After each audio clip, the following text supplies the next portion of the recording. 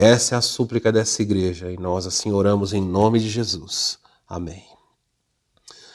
Queridos, nós estamos caminhando para o final aí do estudo dos Salmos e nós hoje vamos finalizar o Salmo 148. Então abra aí a sua Bíblia, acompanha conosco. Salmo 148, versículos 1 a 14, esse é o texto, não é, que nós temos estudado há algumas semanas e hoje nós vamos concluir. Eu vou passar aqui para que nós possamos concluir, não dá tempo de ficar recapitulando. A verdade central, o ensinamento que emana desse texto é esse. Deus deve receber louvor pelo que Ele é, ou pelo que é. E Deus deve ser louvado sempre. E aí nós vimos razões. Quais são as razões porque só Deus? Qual é a razão porque apenas Ele deve ser digno ou deve receber o nosso louvor? Vimos algumas. Deus deve ser louvado porque Ele é o Criador, e já passamos por isso, Ele comanda as nuvens, a chuva, tudo que existe está sob o seu controle, isso vimos do versículo 1 até o versículo 5. Vimos depois que Deus é o sustentador da vida, quando Ele fala, Ele pôs em seu lugar todas as coisas e decretou.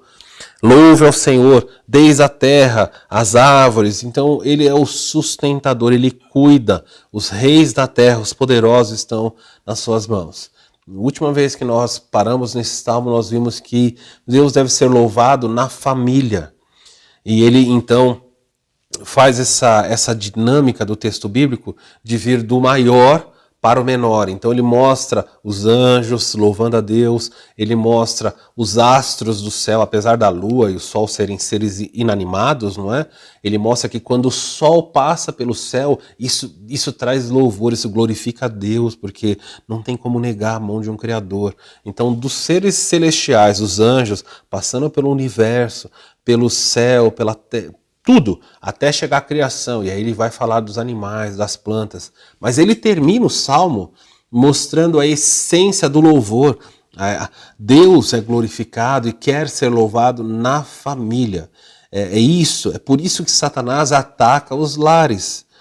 Porque se um lar não louva a Deus, tanto faz se o sol brilha, tanto faz se as flores estão nascendo, se você vive num lugar glorioso, lindo, não importa. Satanás fala, eu preciso destruir a família, porque é na família. Não é nos anjos, não é na lua, nas estrelas, que a imagem do Criador foi cunhada, mas é na família. A família é formada por seres feitos à imagem e semelhança do Criador. E não só isso. A família é uma demonstração viva, juntamente com a igreja. Só a família e a igreja conseguem expressar o conceito de trindade. Trindade, nós vemos a união de três pessoas, o Pai, o Filho e o Espírito Santo. Três pessoas diferentes, distintas, um único Deus. Três pessoas, um único Deus. Quando você olha para a família, você vê pessoas distintas, unidas numa família. E nós devemos ver em harmonia, em santidade. Quando nós nos relacionamos bem em família, o mundo entende que é possível a existência da Trindade. E o outro, podemos dizer, outro lugar onde a presença, né, a manifestação da Trindade é vista é na igreja, onde nós temos uma coletividade, diversas pessoas, e Deus fala, Pai, faz deles um. É assim que você tem que viver. Olha aí então, Deus deve ser louvado na família que Ele ama. Nós, a última vez, olhamos e vimos aí que, deixa eu pôr o texto, né, porque eu vou seguir daqui, está aparecendo para você o Salmo 148, no versículo 12 diz, rapazes e donzelas, velhos e crianças, louvem o nome do Senhor. Ele deixa bem claro, na versão aqui do meio, que é a NVT, também diz, rapazes e moças, idosos e crianças, louvem o nome do Senhor. Em todas as versões que você pode adotar aí, você vai ver que é essa dimensão. Isso é a ênfase da família. Já passei mostrando áreas onde os jovens é louvar a Deus, o jovem louva a Deus tendo santidade, um jovem louva a Deus sendo submisso, o jovem louva a Deus demonstrando ou tendo serviço pela causa do rei. O louvor a Deus é visto quando você dedica, gasta a sua vida, se empenha em fazer algo em prol do Senhor. Isso inclui, inclusive, a tarefa da evangelização, quando ele fala ide por todo o mundo, pessoas que cumprem a grande comissão estão servindo a ele. Vimos que os jovens louvam a Deus quando eles vivem uma vida de dependência, quando eles olham para si e percebem que o futuro não é definido pelo intelecto deles, o futuro não é definido pelo patrimônio que o pai ou a mãe ou a família, a herança que a família deixa. Pessoas jovens que honram a Deus, eles dependem de Deus para a escolha de um cônjuge, dependem de Deus para definir uma profissão. Enfim, já falei sobre isso, não tenho como caminhar. O próximo aspecto, ele fala assim, então, rapazes e moças, e depois ele faz o contraste, idosos e crianças. Então, o próximo aspecto são idosos e adultos devem glorificar a Deus. E como é que isso acontece? Como é que idosos e adultos podem louvar ao Senhor? Muitas pessoas, quando chegam na fase adulta da vida, ou da metade para o fim da vida, ou os idosos, começam a perguntar como é que a minha vida pode de alguma maneira servir ao Senhor. Há pessoas que foram salvas, ou por assim dizer, bem jovens, há outros que tiveram o privilégio de nascer numa família evangélica e cresceram num berço evangélico ouvindo verdades, foram privilegiados, mas há outros que foram chamados por Deus na sua fase adulta. Às vezes chamados para a salvação já na velhice. E eles pensam assim, como é que eu posso, de alguma maneira, fazer com que a minha vida redunde em glória ao Senhor? Você precisa entender, Deus é glorificado em todas as fases da vida. Não há uma fase em que você fala, não posso glorificar a Deus. Então veja aí, na vida dos idosos, nós vemos quais são as áreas onde os idosos e os adultos devem louvar a Deus com a sua vida. A primeira área aí é na gratidão. Os idosos, principalmente, precisam desenvolver esse aspecto de louvar a Deus tendo gratidão. Se você é idoso e está nos assistindo aqui, você deve louvar a Deus pela idade que você tem. Se você é idoso, você já suplantou em muito uma infinidade de pessoas que não chegam à velhice. Quanto mais idoso você for, mais você deveria glorificar a Deus, porque Ele está dando para você longevidade. Mas o que acontece na prática, infelizmente, em vez de pessoas idosas se tornarem fonte de gratidão, exalarem um bom perfume de Cristo, muitas vezes quando você está perto de uma pessoa de idade, em vez de você ouvir da boca dessas pessoas louvor, gratidão, histórias que estimulem a fé, infelizmente Satanás faz com que muitos idosos aproveitem essa fase da vida para que muitos idosos, em vez de gratidão, sejam ingratos. Eles reclamam, quantas dores eu sinto. E gastam horas, às vezes estão sentados com netos, às vezes alguns até com bisnetos. E eles passam reclamando, porque esse barulho é ruim, porque há muito frio, porque eu tenho dor, porque eu não posso mais fazer isso, não posso fazer aquilo. E Deus do céu fica olhando para você, meu irmão, minha irmã, você que já é idoso e você que não é, está caminhando para se tornar um idoso, lembre-se disso. Deus quer que você louve a Ele, demonstrando gratidão cada dia de vida. Quanto mais você vive, mais grato você deveria ser. É óbvio que por causa do pecado de Adão, à medida que nós envelhecemos, cada um de nós vai desenvolver algum tipo de patologia, algum tipo de problema.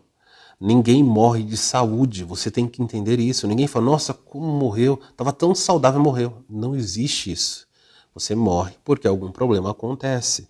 E se não for um problema pontual, o próprio organismo, o próprio corpo está envelhecendo, ele vai morrendo. Deus estabeleceu um prazo para esta matéria. É por isso que nós esperamos ansiosos pela ressurreição, quando o próximo corpo que vai ser nos dado não vai mais padecer as dificuldades inerentes da consequência do pecado. Não haverá mais dor, nem luto. não haverá mais ferimentos. Mas hoje nós precisamos entender isso. E Deus quer que você, idoso, desenvolva um coração grato. Eu gostaria que você se policiasse, que você olhasse para si mesmo e verificasse: sou eu alguém que, quando falo da minha vida, demonstro gratidão? Ou eu murmuro, ou eu reclamo pela fase em que eu me encontro? Ah, eu não posso mais isso. Ah, eu não posso mais aquilo. Ah, antes eu comia essas coisas, agora eu como, passo mal. Ah, eu gostava tanto disso, agora eu não posso mais. E, meus irmãos, é muito triste. Há pessoas que não sabem envelhecer. Há pessoas que não envelhecem bem. É uma arte envelhecer bem. Envelhecer bem é fruto de um coração que entende que o corpo tem as suas limitações, mas que o Criador deve ser glorificado. Tem você 90 anos, 100 anos, louve a Deus. Ah, pastor, você está falando isso, mas eu tenho essa idade, eu já não posso mais andar, eu tenho uma série de complicações, eu tomo tantos remédios, eu passo por isso aqui. Louve a Deus, porque você está vivo. Quando ele entender que não é mais para você estar aqui, ele fará com que você parta. Mas há pessoas que estão vivas, mas são verdadeiros mortos-vivos. Tocam, tudo que tocam apodrecem à sua volta, de tanto que reclamam, de tanto que murmuram. As pessoas não têm mais alegria de estar à sua volta. Ore a Deus e peça, faça uma reflexão pessoal e pensa: sou eu alguém que, quando estou próximo das pessoas, na idade em que eu estou, sou eu alguém que demonstro gratidão pelas dádivas da vida?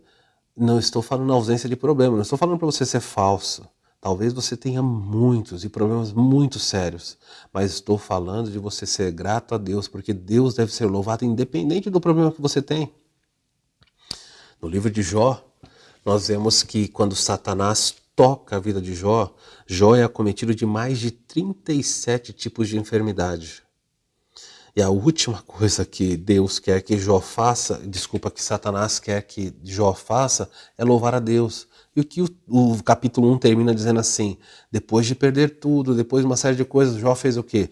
Prostrou-se e adorou.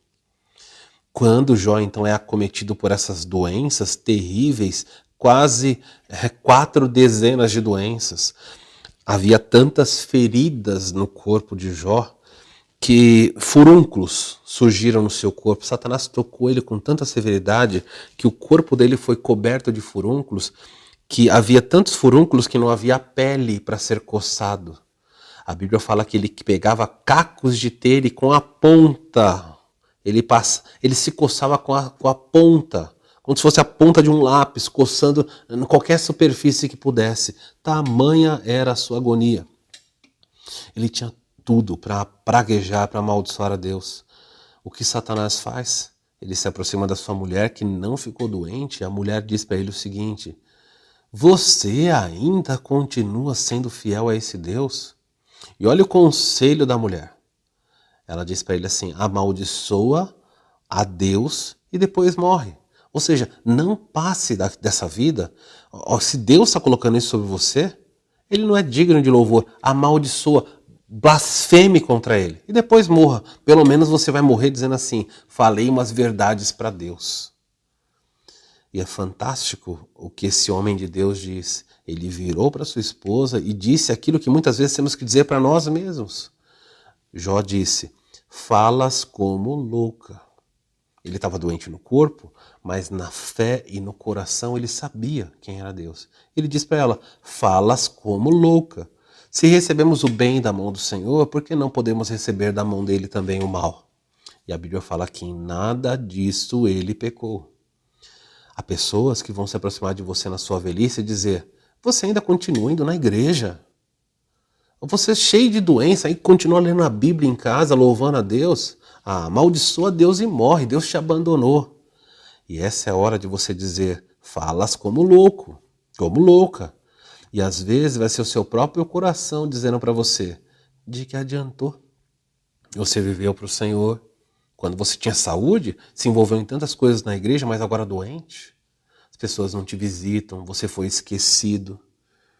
E aí o seu coração diz assim para você: Deus esqueceu de você, Ele não merece ser louvado.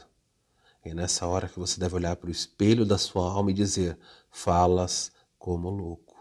Deus quer que os idosos demonstrem gratidão. Avalie a sua vida e mude. Se você é um murmurador, mude. Se você pragueja e reclama, mude. E as pessoas à sua volta vão perceber no seu falar, no seu sorrir, em meio à dor, à tristeza e à limitação, elas verão Cristo Jesus. É hora de refletir sobre o que Deus espera de nós em cada fase da vida.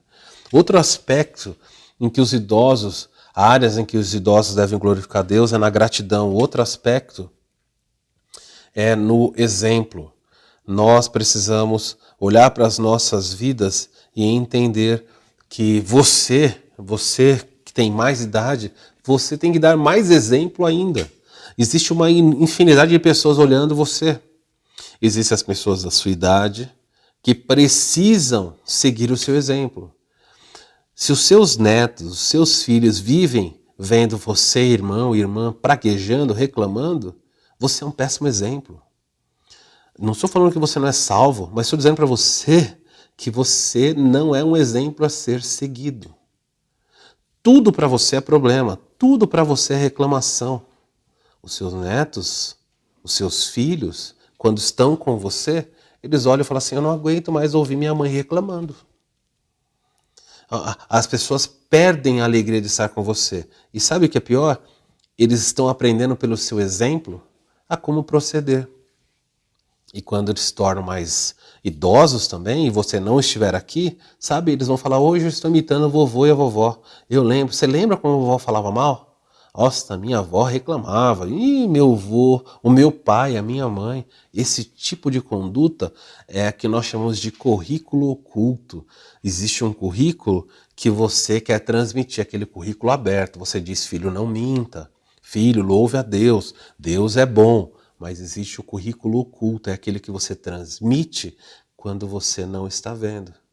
Quando você reclama, quando você pragueja, quando você briga. Os seus netinhos, os seus filhos estão olhando para você. Você tem que decidir que tipo de exemplo eu estou sendo. Então, talvez você esteja vivo ainda, como idoso, porque Deus quer que você transmita à próxima geração. No Antigo Testamento, nós vimos isso direto. Uma geração deve transmitir à outra. E se uma geração não recebe o conhecimento da anterior, essa geração se perde, principalmente conhecimento em relação ao Senhor. Os seus netos precisam ouvir da sua boca, no seu exemplo de vida, como devem se portar. Pequenininhos, eles precisam olhar e falar assim: eu já sei, eu vi como meu avô fez, eu vi como minha avó fez, e agirem de maneira igual. De uma forma ou outra, gostando ou não gostando, você vai ser um bom exemplo ou um mau exemplo. Não só vai ser, você já é um bom exemplo ou um mau exemplo. E talvez, um dia, com honestidade, você deve perguntar para os seus netos ou para os seus filhos: tenho sido eu um bom exemplo para vocês? Poucas pessoas têm coragem de fazer isso. Poucas pessoas têm coragem de perguntar e pouquíssimas têm coragem de ouvir. Duro, não é? É um exercício para avós, para pais, perguntar: estou dando um exemplo bom para você? E alguns filhos e netos que estão aqui hoje me assistindo ou vão me assistir, preste atenção. Talvez quando você ver os seus avós, ver os seus pais, os seus tios, pessoas com mais idade agindo de forma errada, diga para essa pessoa: olha, essa postura sua não é um bom exemplo para mim.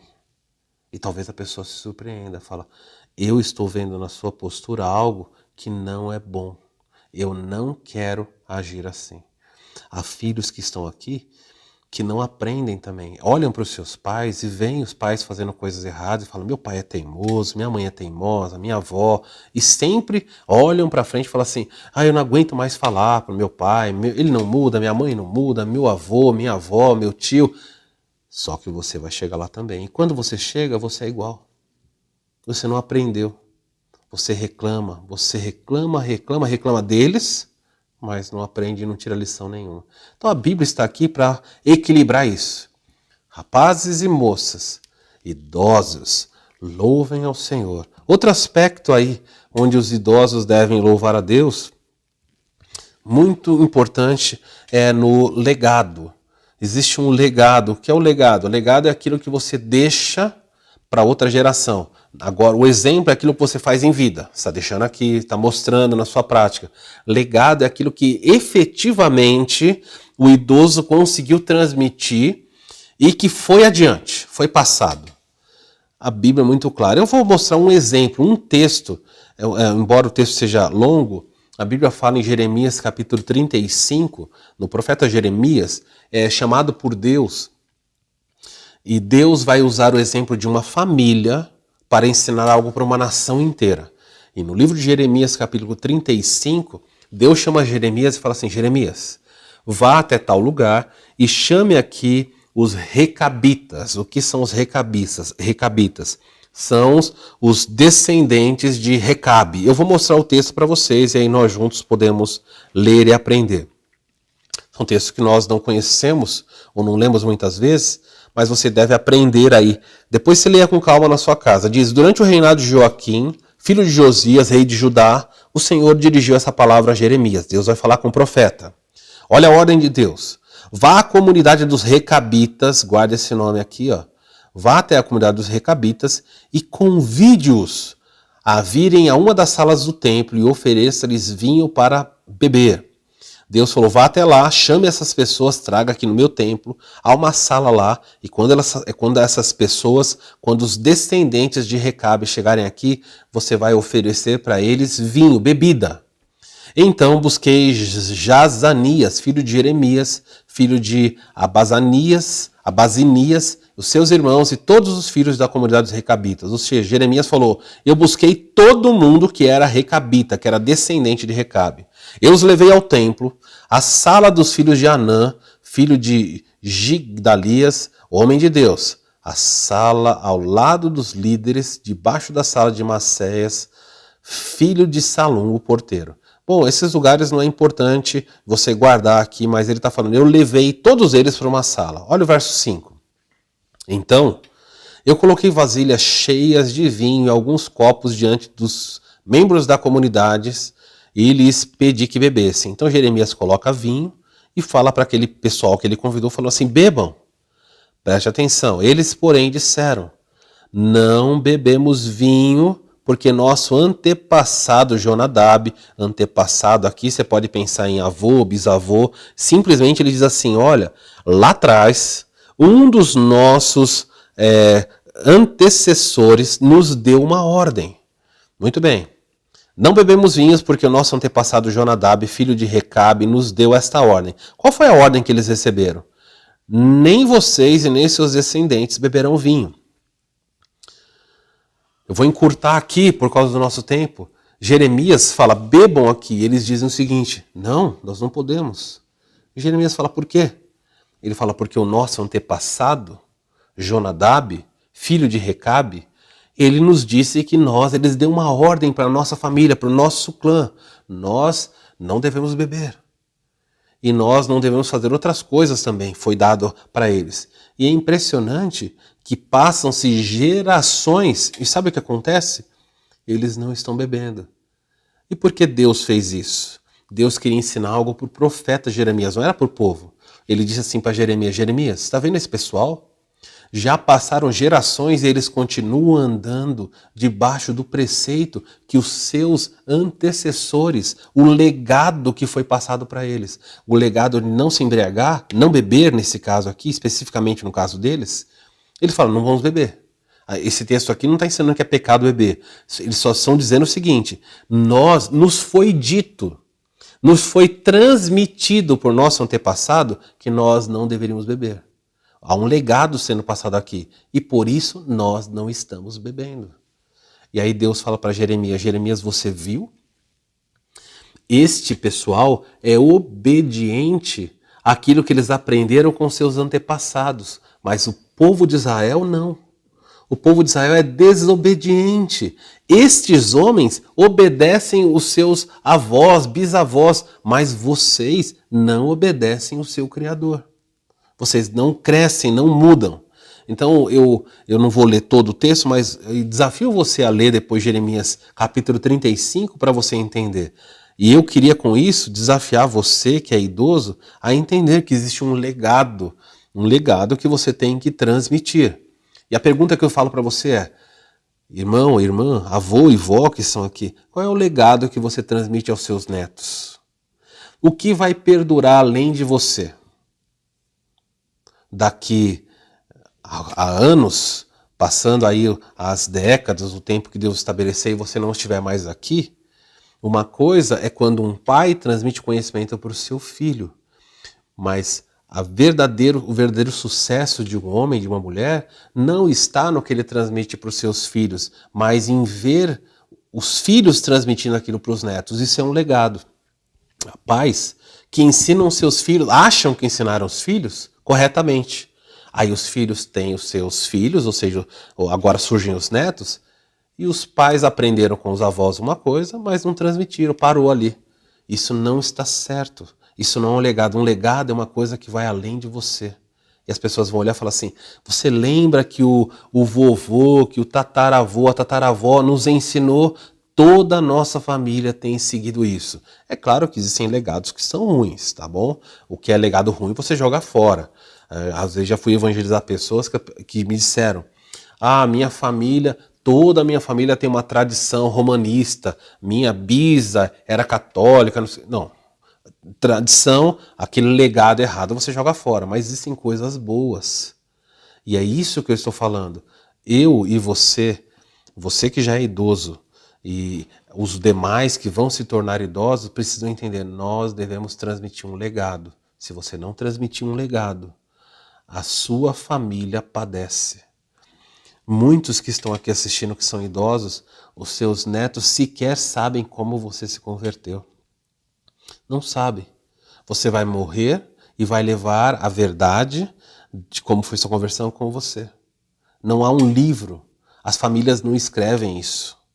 Pergunta para as pessoas à sua volta aí, você sabe como eu me converti? E você vai descobrir, vai ficar surpreso. Às vezes os filhos não sabem como os pais se converteram. Nós precisamos resgatar isso, registrar isso e transmitir e falar, nossa família tem um legado. Qual é o legado? Nós andamos com o Senhor. Essa família aprendeu uma coisa, toda a nossa geração sabe, o Senhor é o único Deus. Lá atrás era isso que o povo fazia, no povo de Israel, em Deuteronômio 6. Ouve a só Israel, o Senhor é o único Senhor. Você vai falar disso assentado no caminho, você vai inculcar na cabeça dos seus filhos, geração por geração, para que o povo não se perca. Qual é o legado que você tem transmitido? Olha o que a Bíblia diz em Provérbios, capítulo 17. Provérbios 17 diz assim: a coroa dos velhos, dos idosos aqui nesse caso, a coroa deles são os filhos dos seus filhos e a glória dos pais são os filhos. Em outras palavras, vou pegar essa versão do meio que está mais fácil. Os netos são coroa de honra para os idosos. E os pais são o orgulho dos seus filhos. A Bíblia fala que existe uma coroa, os avós são coroados. Ouça bem o que a palavra de Deus está dizendo. A coroa dos avós são os netos. É quando eles olham os netos. Há pais que evangelizam os filhos. Mas se os filhos não transmitirem o conhecimento adiante, a próxima geração não andará com o Senhor. E é por isso que a Bíblia fala assim, olha, os netos, é neles que os idosos vão ver a sua coroa. É nos netos que os idosos vão olhar e falar assim, o meu papel foi cumprido, fiz a minha parte. Eles andaram com Deus. Não é mais sua responsabilidade. Não é responsabilidade sua fazer com que os seus netos andem nos caminhos do Senhor. Mas quando você vê os netos andando com Cristo, você deve se alegrar e falar assim, este é o meu legado, eu consegui transmitir fé aos meus filhos, e os meus filhos estão levando adiante. E é assim que um idoso glorifica a Deus, na gratidão, no exemplo e no legado. Existe um último aspecto aqui em que um idoso glorifica a Deus. Um idoso glorifica a Deus na aceitação. O que é isso? Na aceitação do momento em que vive. Irmãos, talvez das áreas que eu falei, essa é a mais difícil. Muitos idosos não aceitam no momento que eles estão. Eles não conseguem enxergar e falam assim, este é o momento em que Deus preparou para mim. Este é o momento da minha vida, eu não posso fugir dele. Eu tenho que aceitar, existem coisas que não dá mais, aqui não estou falando de pecado, mas estou falando assim de problemas, muitas vezes até na área da saúde, que não vão se corrigir mais. Você precisa entender que agora você tem limitações. Você é idoso, precisa entender. Há idosos que não aceitam, dizem assim, eu vou sempre viver sozinho, eu vou sempre mandar na minha vida, eu vou ser sempre independente. E eu não aceito que ninguém interfira na minha vida. O que é isso? É não aceitar que a vida vai impor limites. Todos os idosos já foram crianças. Quando você era criança, sobre você existia limites, quando criança. E aí chegou uma fase, na adolescência, os limites diminuíram, e aí você se tornou adulto. E aí então você agora toma a decisão, vai para onde você quer, volta para... Enfim, toma as suas decisões. Mas isso vai passar. Vocês lembram que em João capítulo 21, Jesus disse para Pedro, Pedro, quando você era jovem, você ia para onde você queria, se vestia, fazia o que queria. Mas quando você for velho, outros vão te vestir, vão te levar para o lugar onde você não quer ir. Claro que ali ele estava falando sobre a morte que Pedro ia ter, mas a aplicação daquilo é muito, muito clara. Você também, idoso, precisa entender que glorificar a Deus é aceitar que vai chegar na sua vida, se você se tornar idoso, claro, se morrer cedo não, mas se você se tornar idoso, vai chegar um tempo na sua vida em que os seus filhos vão ter que intervir e tomar decisões por você. Talvez algumas decisões, mas pode chegar um momento na sua vida em que eles vão ter que decidir tudo. E aí o que você vai fazer? Eu não aceito. Não aceita, eu morre antes. Porque não tem jeito. Médicos vão tomar decisão por você. Familiares vão tomar decisão por você. E louve a Deus porque você tem filhos e netos para tomar essa decisão. Porque aqueles que não têm, sabe quem vai tomar decisão? É o Estado. O Estado tomará decisões por você. Mas você não vai passar todos os anos da sua vida sendo completamente independente. O idoso vai renovar a carta, vai no lugar renovar a carta, e alguém fala para você, só vou dar a carta para mais um ano. Ah, mas por que para ele é 10 anos, para mim é 1 ano? Porque você é idoso.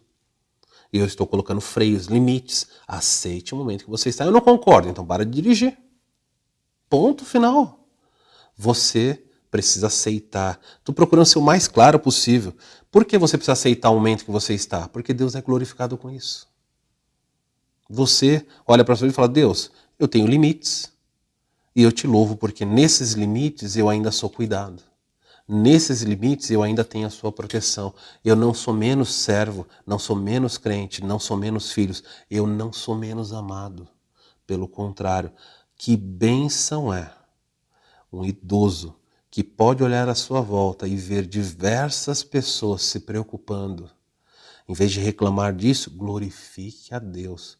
Vá até o asilo aqui da cidade, ou na cidade que você mora. Vá lá. Quantos idosos dizem, como eu gostaria que os meus filhos cuidassem de mim. Como eu gostaria que a minha família não me deixasse aqui. Preste atenção. Pare de reclamar. Eu preciso terminar esse salmo aqui. Último aspecto aí. Tinha mais coisas para falar. Deixa eu mostrar um texto aqui, porque senão a gente não vai terminar o Salmo 148. Olha só um aspecto de aceitação. Quando você olha para o texto de Eclesiastes capítulo 7, olha um aspecto de aceitação muito claro na Escritura. Atenta para as obras de Deus, pois quem poderá endireitar o que ele torceu? E aqui ele está mostrando para nós que existem coisas que você vai ter que aceitar. Você não pode mudar uma coisa que Deus direcionou numa outra direção. Verso 14. no dia, deixa eu ler na versão do meio aqui, ó.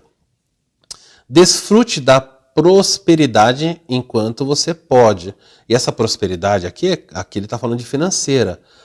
Mas há comentaristas que entendem que a prosperidade aqui é tudo. Prosperidade material, prosperidade de saúde, todos os benefícios. Olha o que a Bíblia fala. Desfrute, olha essa palavrinha, enquanto você pode. Por quê? Porque quando chegarem os tempos difíceis, pastor, vai ter tempo difícil? A Bíblia fala, vai chegar, não tem como escapar. O que eu tenho que fazer então? Olha a aceitação. Reconheça que ambos, os dias bons e os difíceis, ambos vêm de quem? De Deus. Tem gente que fala, esse problema chegou, é o diabo. Não é o diabo, não. Deus traz dias difíceis também. Para quê? Lembre-se de que nada é garantido nesta vida. Ele está mostrando aqui, você precisa entender que Deus não está garantindo que você vai viver muitos anos. Deus quer que você dependa dele. Ele não quer que você descubra o que vem depois. Nessa outra versão deixa mais claro assim, ó. Deus fez tudo isso para que o homem nada descubra do que há de vir dele, depois dele. Ou seja, você não sabe o dia de amanhã. Então, louve a Deus, viva em independência. Último aspecto aqui para terminarmos. O Salmo fala, moços e moças, idosos e adultos e crianças. Como é que crianças louvam a Deus numa família? Crianças louvam a Deus quando são obedientes. Então, quando seu filho não é obediente, ele não está louvando a Deus. Ele pode ser a coisa mais linda, mais fofa do mundo, mas ele não está louvando a Deus. Há pais que acham bonitinho quando um filho desobedece. Irmãos, o mundo está louco e dentro da igreja há pessoas que não enxergam a realidade dos seus filhos. E aí quando eu falo de crianças, você pode estender até uma certa idade aí para a pessoas de 15 anos que são crianças. Você precisa enxergar, dar filhos que amadurecem mais, outros menos. Mas seja qual for a idade do seu filho, a idade biológica, não é? Cronológica do seu filho, lembre-se que Deus quer que eles sejam obedientes. Então quando eles desobedecem, não fica assim, não, isso é uma fase a passar. Não é nada de fase, isso é pecado. Uma família glorifica a Deus como um todo, moços e moças, idosos e crianças. Na Bíblia, lá atrás, no Antigo Testamento, nosso tempo é tão curto aqui e eu gostaria de abordar cada aspecto. Nós vemos uma história em que um grupo de pré-adolescentes, aí, talvez de 12 a 14 anos, estão na rua e eles começam a zombar do profeta Eliseu. E eles, quando encontram com Eliseu, começam a dizer, olha, eles chamam ele de calvo, porque ele era mesmo, e eles começam a dizer assim, sobe calvo, sobe calvo. Esse sobe calvo era uma chacota, porque Eliseu testemunhava, dizia para as pessoas assim, eu vi Elias sendo levado, Elias subindo ao céu numa carruagem. E esses jovens, esses adolescentes, essas crianças no contexto de Israel, começaram a zombar de Eliseu, dizendo, por que você também não sobe? E começaram a dizer, careca, vai para o céu, sobe. E Eliseu amaldiçoa esses jovens, e de repente, do meio da mata, surgem duas ursas, e o texto bíblico fala que as ursas despedaçam todas aquelas crianças. Um número enorme, se eu não me engano, foram 42 crianças despedaçadas por aquelas ursas. Deus se importa com o que as crianças, adolescentes e jovens fazem. Isso é um texto muito importante. Você, pai e mãe, você releva. Não, isso aí não é nada. Deus põe a mão sobre os nossos filhos. Então ensine os seus filhos. Avô e vó, vê porque é importante ensinar? Ensine os seus netos, pais, ensine os seus filhos. Deus quer ser glorificado na vida deles pela obediência. Outro aspecto é, na verdade, eu vou colocar todos que eu tenho que terminar. Crianças glorificam a Deus na obediência, crianças que andam na verdade, elas também glorificam a Deus. Deus não aprova em nenhuma fase da vida, principalmente nas crianças, mentiras. Deus quer que as crianças andem na verdade. Então, os pais são responsáveis por pastorear o coração dos seus filhos para que esses filhos vivam na verdade. O filho contou uma mentirinha, não, só mentirinha. O termo mentirinha é até ruim de usar, né? Mas quando crianças, é tudo diminutivo. Foi brincadeirinha, foi mentirinha, foi não sei o quê. Não, Deus leva a sério. Crianças glorificam a Deus no aprender, quando elas aprendem. Em que sentido? Quando elas aprendem sobre Deus, quando elas aprendem sobre o que Deus espera delas. À medida que crianças aprendem, elas estão glorificando a Deus. Porque a Bíblia fala dos personagens do Antigo Testamento, por exemplo, Samuel crescia em estatura e em graça.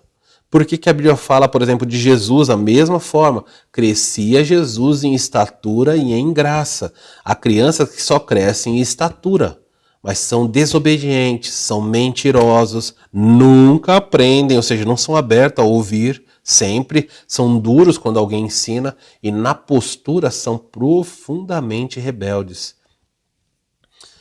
Meu irmão, minha irmã, você talvez tenha na sua casa adolescentes, talvez você tenha pré-adolescentes ou crianças. Se o seu filho é rebelde, respondam, você precisa quebrar isso.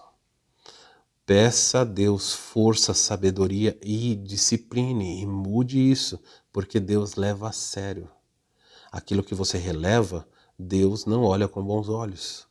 E se você não lidar com seus filhos e eles crescerem sendo desobedientes, murmurões, briguentos, há filhos, ouça-me bem, eu não sei quem está assistindo, não sei se eu conheço todos vocês, mas ouça-me bem, há filhos dissimulados que na sua frente são bênção. Você fala, meu filho, minha filha é uma joia do Senhor, mas no coração eles são contra Deus. Nós acabamos de fazer uma EBF agora na igreja. Cerca de 60, 70 crianças por dia. Eu vi pessoas na igreja, jovens, né, cidade que eu estou falando, crianças da igreja e de fora da igreja, que quando alguém falava, vamos orar, elas não oravam. Me chamou bastante atenção, eu estava cuidando de partes da igreja, no que acontecia ali, e às vezes estava com o olho aberto, atento ao que ia acontecer. E eu olhava para algumas pessoas da igreja, filhos de pessoas da igreja. Todo mundo orando, e lá o filhão, a filhona de olho aberto. E qual é o problema? É santo só quando fecha o olho? Não. Numa boa, não estava nem aí para o que estava acontecendo. E eu fixei os meus olhos nessas crianças. E de repente, quando as crianças olharam e viram que o pastor estava olhando, abaixava a cabeça na hora e fechava o olho. Isso é hipocrisia. E eu olhei para outros que estavam da mesma forma. Estavam olhando para o lado, cutucando o amigo, mas quando viraram e viram que o pastor estava olhando, abaixava o olho na hora.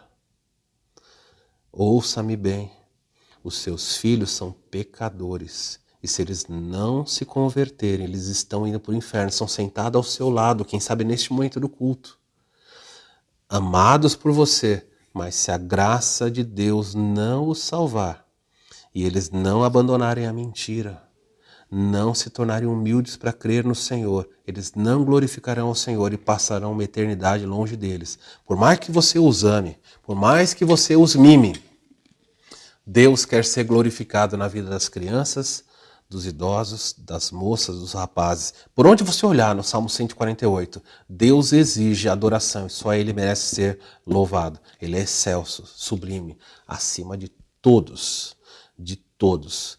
Eu tenho que parar aqui, mas o Salmo 148 é um desafio para que todo o universo, desde os anjos a toda a criação e principalmente na família, o Senhor seja louvado. Que você tenha coragem, que você possa fazer uma autoanálise de si mesmo, dos filhos à sua volta, dos avós, dos netos, e diga, Senhor, salva a minha família, porque a nossa família não está andando em louvor, nossa família não está rendendo ao Senhor a glória que lhe é devida.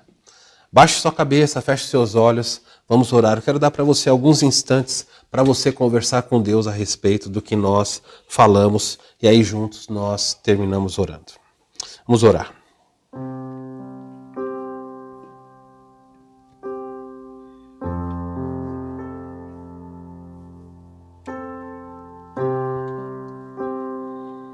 Talvez você tenha que pedir perdão a Deus, porque na sua família, a começar de você, Ele não tem sido glorificado. Talvez você tenha que pedir perdão a Deus porque os seus filhos não andam no caminho dele, porque você, vovô, vovó, tio, papai, mamãe, é um péssimo exemplo. Não tem deixado nenhum legado. O legado que tem passado para os seus filhos e netos, às vezes é o legado da murmuração, da reclamação. Há pais que se preocupam com o legado financeiro. Eu preciso deixar recurso para os meus filhos, mas não gastam um segundo para investir nas suas almas. São famílias que não oram, são famílias onde a palavra de Deus é um acessório eventualmente citado. São pais que fecham os olhos para a rebeldia dos filhos.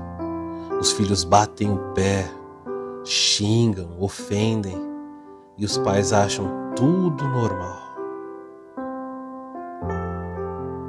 Jovens que não vivem em santidade, vivem na impureza, na dissimulação, enganam. Que Deus tenha piedade de nós, porque a sua palavra é a verdade e Ele sonda os corações, Ele vê todas as coisas, ninguém escapará desse juízo. Pai, a nossa súplica nessa noite, a começar da minha casa, da minha vida, é que o Senhor tenha misericórdia e piedade de nós. Muitos crentes brincam com o cristianismo. Que o Senhor desperte o seu povo, que o Senhor nos desafie. Louvado seja o Senhor. Salmo 148 ensina isso. Louvado seja o Senhor em todos nós, hoje e sempre. Traz arrependimento, traz transformação, traz salvação. E que os anos passem e que ao olharmos para trás na velhice, possamos ver que o legado ficou. Que as crianças se arrependam e mudem, que os adolescentes busquem a santidade, que todos nós paremos de murmurar e aceitemos o momento onde estamos. Essa é a minha súplica, minha oração em nome de Jesus. Amém. Querido Deus,